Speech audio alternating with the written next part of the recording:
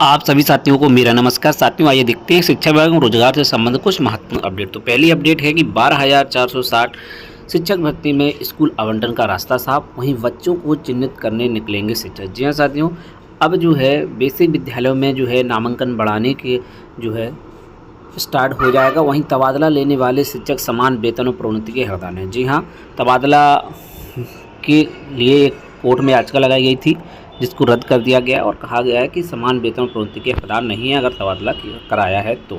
वहीं शिक्षकों के 4,099 पद भरे जाएंगे और साथ ही साथ म्यूचुअल ट्रांसफ़र की वेबसाइट शुरू हो चुकी है और डीबीटी का पैसा बच्चों के खातों में शीघ्र ही जारी किया जाएगा। और नीट रिजल्ट को लेकर के अभी भी घमासान मचा हुआ है।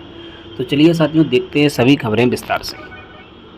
तो 12,460 अध्यापकों की भर्ती में स्कूल आवंटन का रास्ता साफ। जिले के परिषदीय स्कूलों को जल्द मिलेंगे 641 नए शिक्षक। 12,460 शिक्षक भर्ती तय, नियुक्ति पद लेकर घर बैठे शिक्षकों विद्यालय आवंटन का रास्ता साफ हो गया है। संतब से मांगी सूचना के बाद रिपोर्ट शासन को भेज दी। उम्मीद है कि जल्द ही परिषदीय स्कूलों को 641 नए शिक्षक मिलेंगे। से अप्डेट है 12,460 शिक्षक भर्ती के तहत पिछले दिसंबर महीने में अभ्यर्थियों की काउंसलिंग कराई गई थी। 2 चरणों में कराई काउंसलिंग के बाद 788 पदों के साफे 641 शिक्षकों को चयन किया गया था, उन्हें नियुक्ति पत्र वितरित किया गया था।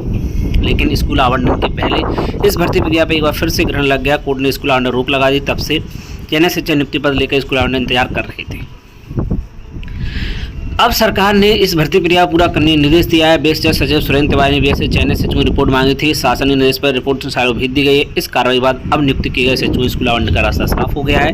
माना जा रहा है कि अवकाश के बाद जब स्कूल खुलेंगे तो शिक्षकों स्कूल तैनाती मिल जाएगी। बीएससी प्रेमचंद ने बताया, रिपोर्ट भेज दी गई, आगे जो भी निर्देश मिला उसके मुताबिक कार्रवाई की जाएगी। तो वर्ष 2016 में शुरू हुई थी 12,460 शिक्षक भर्ती प्रक्रिया, तो काफ़ी लंबा समय इसका हो चुका है। 2 चरणों में कराई गई थी काउंसलिंग। तो चलिए देखते हैं अब अगले अपडेट। नई बच्चों को चिन्हित करने के लिए निकलेंगे शिक्षक। शिक्षा विभाग सच्चे साथ 24 बच्चे में स्कूल छोड़ चुके बच्चों को चिन्हित करेगा। 20 शिक्षक, शिक्षा में अनुदेशक, बीटी से प्रशिक्षु, स्वयं से संस्थाओं से इस अभियान में सक्रिय भूमिका निभाएंगे। 6 से 14 वर्ष के बच्चों का विवरण एकत्र किया जाएगा। घर घर पहुंचे इन बच्चों को दोबारा उनकी आयु के अनुरूप कक्षा में प्रवेश दिलाया जाएगा। पहले चरण में इस अभियान शुरुआत 17 जून से होगी। 1 महीने तक क्रम चलेगा। दूसरा चरण 1 अगस्त से शुरू होगा। परिवार सर्वेक्षण प्रपत्रों विद्यालय स्तर पर सुरक्षित रखा जाएगा। प्रथम चरण के परिवार सर्वेक्षण प्रपत्र विवरणों को 31 जुलाई तक अपलोड करना होगा, जबकि दूसरे चरण के प्रपत्र विवरणों को 15 सितंबर तक प्रेरणा पोर्टल अपलोड कर सकते हैं। वहीं बीएससी प्रवीण कुमार तिवारी ने बताया, परिवार सर्वेक्षण डीसीएफ पर प्रधान द्वारा अपलोड किया जाना है। शारदा कार्यक्रम तहत आउट ऑफ स्कूल बच्चों के चिन्हांकन, पंजीकरण, नामांकन के लिए शासनदेश एवं प्रपत्र को प्राथमिकता आधार पर छाया प्रति कराकर सभी ब्लॉक के खंड शिक्षा अधिकारी एवं विद्यालय के प्रधान को उपलब्ध कराया जाएगा। उन्होंने कहा है कि किसान बढ़ने से इस अभियान को कुछ समय लग सकता है। वहीं मदरसा शिक्षकों और छात्रों की लगी बायोमेट्रिक हाजिरी। जी हाँ, झांसी से अपडेट है, मदरसों में अब शिक्षक और छात्रों की बायोमेट्रिक हाजिरी लगेगी।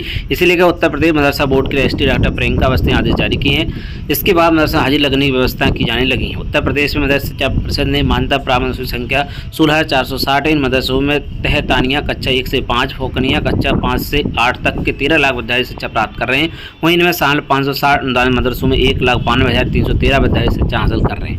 अनुदानित मदरसों में मुंशी व मौलवी समकक्ष हाई स्कूल, आलिया समकक्ष इंटर, कामिल समकक्ष स्नातक और फाजिल समकक्ष प्रास्तर शिक्षा प्राप्त कर रहे हैं। तो मदरसा बोर्ड ने जारी किया है आदेश, अब जो है मदरसा शिक्षकों और छात्रों की बायोमेट्रिक हाजिरी लगी। तो चलिए देखते हैं अब अगले अपडेट।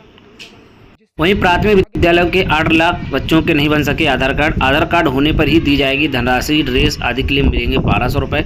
छुट्टी के बाद स्कूल खुले तो किताबों का वितरण किया जाएगा। प्रयागराज पेशे शिक्षकों के बच्चों को ड्रेस, जूता, मोजा, स्टेशनरी आदि खरीदने के लिए डायरेक्ट बेनिफिट ट्रांसफर के जरिए 1200 रुपये दिए जाने हैं।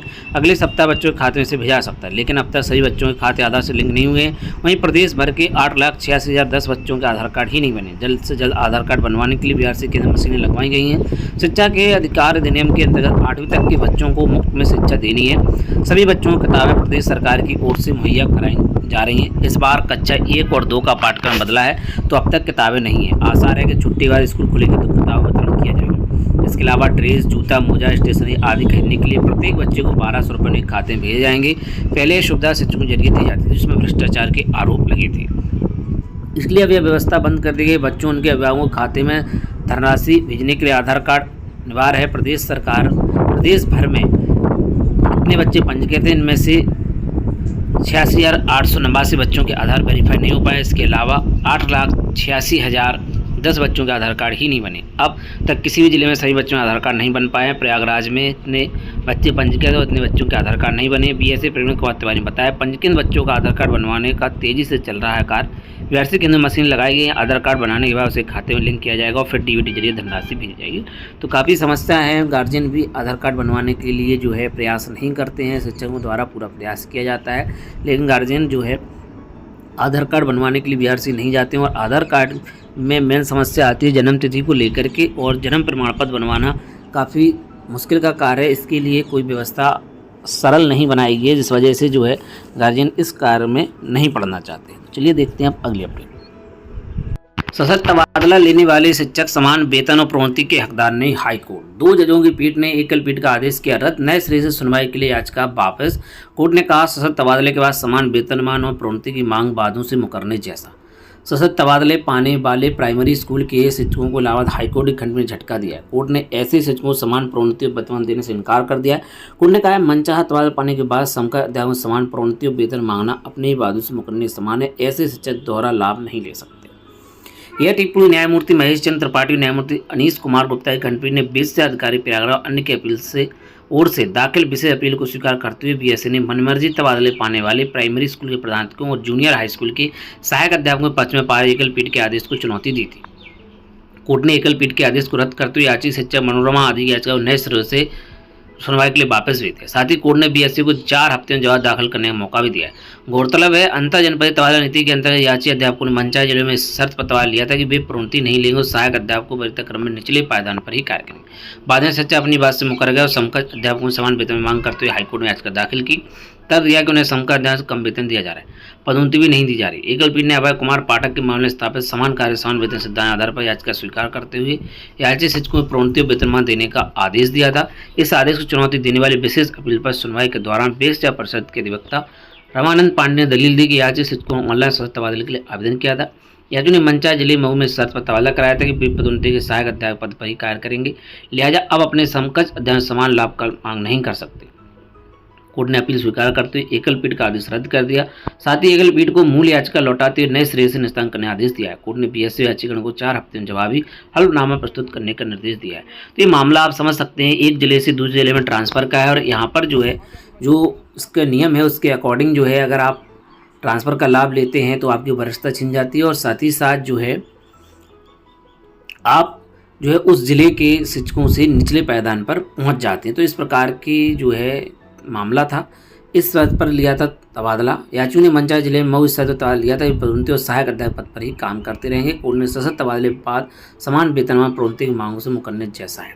तो ये मामला था और इस मामले को रद्द कर दिया गया है और फिर से जो है सुनवाई के लिए वापस भेज दिया है। तो चलिए अब देखते हैं अगली अपडेट। वहीं उत्तर भारत में अभी 4 दिन तक भीषण गर्मी, 13 राज्यों में लू का अलर्ट। कई जगहों पर अधिकतम तापमान 45-47 डिग्री सेल्सियस बीच रहने की संभावना। मध्य और दक्षिण भारत में गरज के साथ बारिश की संभावना। गुजरात में धीमी पड़ी मानसून की गति और पूर्वोत्तर भारत में बारिश का कहर, 8 ट्रेनें रद्द। तो ये है मौसम का हाल।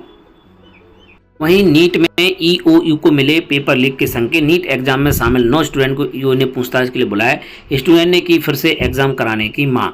नीट पेपर लीक मामले में बिहार आर्थिक अपराध इकाई को पेपर लीक के संकेत मिले। हालांकि एजुकेशन मिनिस्टर धर्मेंद्र प्रधान ने कहा है काउंसिल प्रक्रिया शुरू होने वाली है, छात्र भ्रमित हुए बना आगे बढ़ने की जरूरत है। ईओयू ने 9 स्टूडेंट को नोटिस भेजा और उन्हें साक्ष्य समेत ईओयू दफ्तर पूछताछ के लिए बुलाया है। तो दिल्ली, पटना समेत कई जगह परीक्षार्थियों में प्रदर्शन, पुतले फूंके। नीट यूजी पटना में पूछताछ के 9 परीक्षार्थियों को बुलाया गया है। यहाँ पर आप देख सकते हैं पटना में प्रदर्शन करते विद्यार्थी परीक्षा रद्द कराने की मांग पर अड़े हुए। 19-20 को राष्ट्रव्यापी हड़ताल का आह्वान जो है वामपंथी छात्र संगठन अखिल भारतीय छात्र संघ ने परीक्षा करने वाले एनटीए भ्रष्टाचार कुप्रबंधन के विरोध में 19 और 20 जून को हड़ताल का आह्वान किया है। तो नीट को लेकर के अभी तक जो है विवाद बना हुआ है और अभ्यर्थी जो है नीट परीक्षा रद्द करने की मांग कर रहे हैं। वहीं चिकित्सा शिक्षा वाले डिग्री कॉलेज में भर्ती होगी। शिक्षकों के 4099 पद जल्द भरे जाएंगे। 2500 पद मेडिकल में शिक्षक के भरे जाने की तैयारी और 1500 पद डिग्री कॉलेज में भरे जाने हैं शिक्षकों के। तो प्रदेश में चिकित्सा शिक्षकों और सहायक प्रोफेसर 4,000 ज्यादा भर्ती होने जा रही है। राज्य के मेडिकल कॉलेजों खाली पड़े चिकित्सा शिक्षकों के 2,500 से अधिक रिक्त पद जल्द भरे जाएंगे। शासन ने सभी राजकीय मेडिकल कॉलेजों के प्राचार्यों को नियुक्ति के लिए अधिकृत कर दिया। वहीं प्रदेश के सहायता प्राप्त महाविद्यालयों में असिस्टेंट प्रोफेसर 1,070 पदों में भर्ती तैयारी शुरू कर दी गई है। वहीं उच्च शिक्षा निदेशालय इन पदों में भर्ती के लिए 9 घटक उत्तर प्रदेश शिक्षा सेवा चयन आयोग को अधियाचन भेज दिया। इसके साथ ही निदेशालय में राज्य के महाविद्यालय असिस्टेंट प्रोफेसर के 582 पदों पर भर्ती के लिए उत्तर प्रदेश लोक सेवा आयोग को अधियाचन भेजा है। वहीं किसानों के खाते में 18 को आएगा किसान सम्मान निधि का पैसा। लगातार तीसरी बार पीएम पद संभालने के बाद वाराणसी के पहले दौरे में मोदी जारी करेंगे 17वीं किस्त। वहीं 3 करोड़ दीदियों को बनाना है लखपति। कृषि मंत्री शिवराज सिंह ने कहा है 9 करोड़ से अधिक किसानों के खाते में 20,000 करोड़ करेंगे हस्तांतरण। कई ग्रामीण क्षेत्र होंगे शहरी, बिजली 2 रुपये यूनिट तक महंगी। पावर कॉर्पोरेशन के निदेशक मंडल ने पारित किया प्रस्ताव। 2 करोड़ 85 लाख बिजली उपभोक्ता होंगे प्रभावित। तो इस प्रकार से जो है होने जा रहा है, ग्रामीण क्षेत्र के फीडरों को शहरी क्षेत्रों में जोड़ा जा रहा है। प्रदेश के कई ग्रामीण क्षेत्रों में बिजली के फीडर शहरी क्षेत्र के फीडर से बदले जाएंगे। इससे उस क्षेत्र के उपभोक्ताओं को 2 रुपये प्रति यूनिट तक महंगी दर में बिजली मिलेगी। पावर कॉर्पोरेशन निदेशक मंडल ने इस संबंध में प्रस्ताव पारित कर दिया है। तो इस प्रकार से आप देख सकते हैं 0 से 100 तक पहले 3.35 रुपये पर यूनिट, अब जो है 5.50 रुपये प्रति यूनिट हो सकती है। तो इस प्रकार से जो है दरें लागू हो जाएंगी। तो चलिए अब देखते हैं अगली अपडेट। नीट मामले में सीबीआई जांच की मांग उठ रही है। 620 से अधिक अंक पाने वाले सभी छात्रों की सजन पृष्ठभूमि के साथ फॉरेंसिक जांच करने की मांग। ओएमआर सीट की जांच करने की मांग। पटना में छात्रों ने प्रदर्शन किया, पुतला भी फूंका। बिहार में 9 परीक्षार्थियों से पूछताछ होगी। एनडीए के खिलाफ प्रदर्शन करेगी आयशा। वहीं बिहार राज्य में पटना में राज्यकर्मियों को 20% आवास भत्ता मिलेगा। कैबिनेट आवास भत्ता बढ़ने पर लगी मोहर। जनवरी 2024 से ही लाभ देगी सरकार। वहीं मनरेगा मजदूरों को 100 दिन रोजगार नहीं तो भत्ता मिलेगा। राज्य के बाकी शहरों में 10 और 7.5% आवास भत्ता मंजूरी। तो इस प्रकार के बनाया गया है। एक्स श्रेणी 24 पहले अब 30, वाई श्रेणी 16 से 20, जेड श्रेणी 8 से 10, और के शहर 6 से 7.5, ग्रामीण क्षेत्र 4 से 5। तो इस प्रकार से जो है भत्ता दिया जाएगा। उत्तर प्रदेश में ग्रामीण क्षेत्र में 1,340 यह फिक्स कर दिया गया है। यहाँ पर भी इस प्रकार की मांग लगातार उठ रही है। वहीं अर्धसैनिक बलों में भर्ती के लिए बड़े कांस्टेबल के 20,471 पद। रोजगार के अवसर नवंबर दिसंबर 2023 के लिए गए थे ऑनलाइन आवेदन। तो इस प्रकार की ये सारणी है। यहाँ पर आप देख सकते हैं इतने पद यहाँ पर हो चुके हैं। तो अर्धसैनिक बलों में जो है 2023 में आवेदन लिए गए थे। परीक्षा में जो है शामिल हुए। 1 घंटे की ऑनलाइन परीक्षा 4 पहली में कराएगी। अब इसका परिणाम आने वाला है। इससे पहले पदों की संख्या भारी बढ़ोतरी कर दी गई। बढ़ोतरी होने के बाद पुरुषों के 41,000 और महिलाओं के 5,150 पद हो गए। बड़े पदों में साबित परीक्षा परिणाम जारी हुआ। इसमें सफल होने वालों को फिजिकल और मेडिकल होगा। उसके बाद रिक्त पदों में साबित अंतिम परिणाम जारी किए जाएंगे। तो यहाँ पर जो है बड़ा मौका मिलने वाला है अभ्यर्थियों को। वहीं पीसीएस जे 2022 मुख्य परीक्षा के सभी अभ्यर्थियों को कॉपियां दिखाएगा आयोग। कॉपी बदले जाने का मामला हाईकोर्ट पहुंचने के बाद उत्तर प्रदेश लोक सेवा आयोग ने लिया निर्णय। रोल नंबर के अनुसार 20 जून से 30 जुलाई तक अभियान चलाकर दिखाई जाएगी कुल 18,000 से अधिक उत्तर पुस्तिकाएं। काश पीसीएस 2015 मुख्य परीक्षा की भी दिखाई गई होती कॉपी। आयोग के निर्णय के महत्वपूर्ण बिंदु इस प्रकार से हैं, आप देख सकते हैं। वहीं सेवा बहाली और वेतन भुगतान के लिए धरना देंगे तदर्थ शिक्षक। जी हाँ, माध्यमिक तदर्थ शिक्षक संघर्ष समिति एक बार फिर सेवा बहाली और शिक्षकों बकाया भुगतान के लिए आंदोलन शुरू करेगी। पिछले दिनों माध्यमिक शिक्षा निदेशालय को अन्य को दिए ज्ञापन के बाद कोई कार्रवाई न होने से शिक्षकों में नाराजगी। उन्होंने कहा 19 जून तक सकारात्मक कार्रवाई नहीं होने पर वे 20 जून को माध्यमिक शिक्षा निदेशालय पर 1 दिन का सांकेतिक धरना देंगे। वहीं परिषदीय विद्यालयों के बच्चों को जल्द मिलेंगे ड्रेस, जूता, मोजे के पैसे। प्रदेश में परिषदीय विद्यालय गर्मी छुट्टियों के बाद 25 जून से फिर खुलेंगे। नए सत्र में स्कूल खुलने से पहले ही बच्चों को ड्रेस, जूता, मोजा खरीदने के लिए नगद राशि उपलब्ध कराने की तैयारी है। इसके लिए डीबीटी संबंधी तैयारी तेजी से चल रही है। विभाग से अगले सप्ताह करने की तैयारी में है। मुख्यमंत्री योगी आदित्यनाथ ने इसके लिए समय मांगा गया है। परिषदीय विद्यालय में पढ़ने वाले कक्षा 1 से 8 तक के लगभग 2 करोड़ बच्चों को हर नए सत्र में प्रदेश सरकारी कोर से 1,200 रुपये डीबीटी किया जाता है। यह राशि सीधे बच्चों के अभिभावक को बैंक खाते में भेजी जाती है। पिछले साल ही माननीय मुख्यमंत्री जी ने खुद इस राशि को ट्रांसफर की थी। इस राशि से बच्चों के लिए ड्रेस, स्टेशनरी, जूता, मोजा और स्वेटर खरीदे जाते हैं। विभाग की ओर से बच्चों को निःशुल्क किताब का वितरण अलग से किया जाता है। इस तरह परिषदीय विद्यालयों में पढ़ने वाले बच्चों को पूरी तरह निःशुल्क शिक्षा देने की व्यवस्था है। इस बार भी विभाग ने डीबीटी से जुड़ी आवश्यक तैयारी 2 दिन पूरी करने को कहा है। बच्चों के अभिभावकों के आधार नंबर में बैंक खाते से लिंक कराने पर सबसे ज़्यादा जोर है ताकि डीबीटी राशि जारी होती है सीधे उनके खाते में पहुंच जाए। वहीं फूलों की खुशबू से महकेंगे सभी परिषदीय स्कूल, मानसून के साथ किया जाएगा पौधारोपण। जी हाँ, मथुरा से अपडेट है।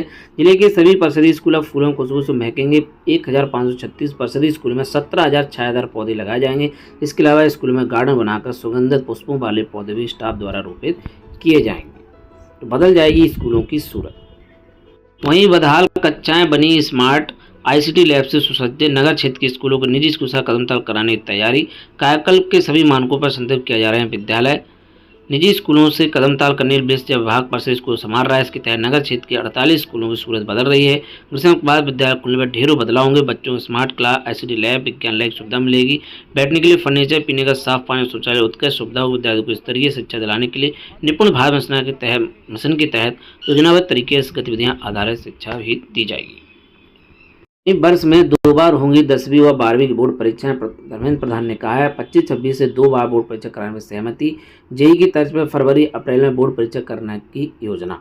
10वीं व 12वीं बोर्ड परीक्षाओं को साल में 2 बार कराने के फार्मूला तैयार किए गए। एक फार्मूला सेमेस्टर यानी 6-6 महीने परीक्षा कराने का भी है। हालांकि अब तक जेईई की तर्ज पर ही इसे कराने के लिए सहमति बनी है। धर्मेंद्र प्रधान, केंद्रीय शिक्षा मंत्री। वहीं तबादले में वरिष्ठता प्रभावित होने से शिक्षक नहीं ले रहे हैं रुचि। विषय विभाग के अपने नियमों में संशोधन न करने से बढ़ रही हैं दिक्कत। स्कूल और शहरी ग्रामीण में कागज पर ग्रामीण सामान्य शिक्षक अपनी वरिष्ठता समझौता करके नगर क्षेत्र में नहीं आएंगे, किंतु परस्पर तबादले में जो भी शिक्षक कार्यमुक्त होकर आ रहे हैं उनकी वरिष्ठता वैसे भी नए जिले में शून्य हो जाएगी। इसलिए ग्रामीण क्षेत्र में 5 साल सेवा कर चुके शिक्षकों को नए स्थानीय जिले के नगर क्षेत्र में तैनाती देकर समाधान निकाला जा सकता है। तो इस प्रकार की समस्या है जिसके लिए जो है बेसिक विभाग को पूर्ण करनी होगी। तो साथियों, आज की प्रमुख अपडेट में बस इतना ही। ऐसे अन्य अपडेट के जुड़े रहें शिक्षा यूट्यूब चैनल पर। तो साथियों, मिलते हैं किसी नेक्स्ट वीडियो और नए अपडेट के साथ, नई जानकारियों के साथ। जय हिंद।